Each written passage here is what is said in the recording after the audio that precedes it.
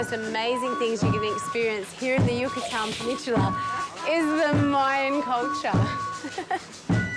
And here at Xcaret, they allow you to do just that.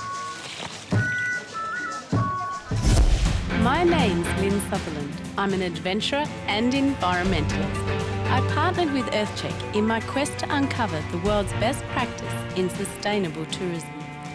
My journey took me to exotic locations where people are coming together in a bid to preserve the planet.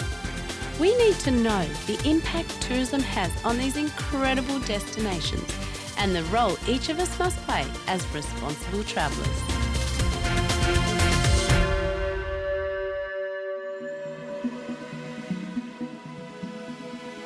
Mexico's Yucatan Peninsula may well be where the world as we know it began. It's here that a meteor 10 kilometres across impacted with the Earth 65 million years ago. The meteor hit in a shallow ocean, bringing about a change in climate that caused the extinction of 2/3 of the Earth's species, including all the dinosaurs. Today, the area of Cancun and Riviera Maya is a high-demand holiday playground, which boasts remnants of jungle and the second largest coral reef system in the world. But like all high development areas, it does face its own set of challenges. When you come to the Riviera Maya, what you expect is the white sandy beaches and the turquoise colours of the Caribbean Sea, and of course, its colourful wildlife. But what most of us don't realise is the habitat, culture and unique things that go with it.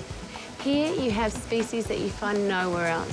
But not only that, you have some underwater cave systems like I've seen nowhere else in the entire world. I'm interested to learn how the tourism industry and local residents are playing their parts in presenting and interpreting the natural and cultural environment in a goal for the long-term future of such a sought-after destination.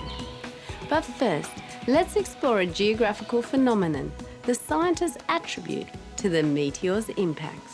Part of the beauty of Mexico is what we don't see, it's what lies underground. And they have a whole heap of what they call cenotes, which are these beautiful caverns. But the cenotes actually link together a whole system of caves and underwater ground system. And we're going to jump into what could possibly be one of the longest water systems in the entire world.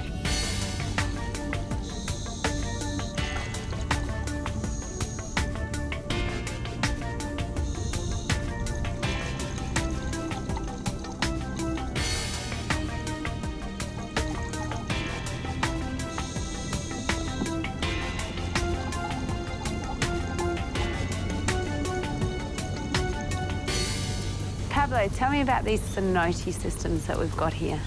Basically, these are underground caverns and caves that got formed either by filtration and erosion of water or by a huge meteorite that fell about 65 million years ago that basically extincted the dinosaurs, so that's the theory. And that when it fell, it created a whole shock in the peninsula that made these caverns and holes. There's a Mayan legend that says that the Mayans actually walked through these underground caverns when they were empty. What's really interesting is that there's a record of these caves getting flooded immediately in one event. So you can find a lot of skeletons of different animals, even from prehistoric animals like small camels, small horses, and things that weren't here in the peninsula. Wow. After when the Spanish came. The Mayans were a sophisticated race of scholars, knowledgeable of stars, navigation and mathematics. Their temples, located in the Yucatan Peninsula, hold the secrets of their lifestyle, which were rich with cultural sports games.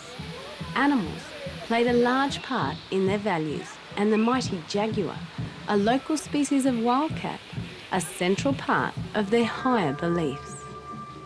They built an empire and for centuries cornered early trade along the coast of the Riviera Maya in canoes. In the early 1500s, Columbus informed Spain of the trade he sighted, and the Spanish and later European influences moved in. So these cenotes are also a very valuable source of water for the local people? They have been through the ages, and yes, of course, this whole jungle lives because of the cenotes. It would be a desert if there were no underground caverns and underground rivers here.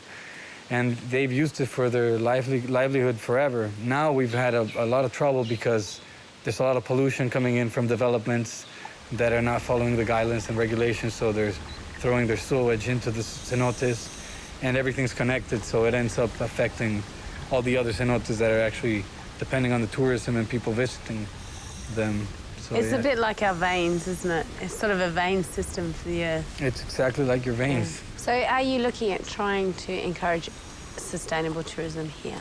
Yes. Basically, the plan here is that to show the people, the Mayan people and the local people, that they have a treasure here.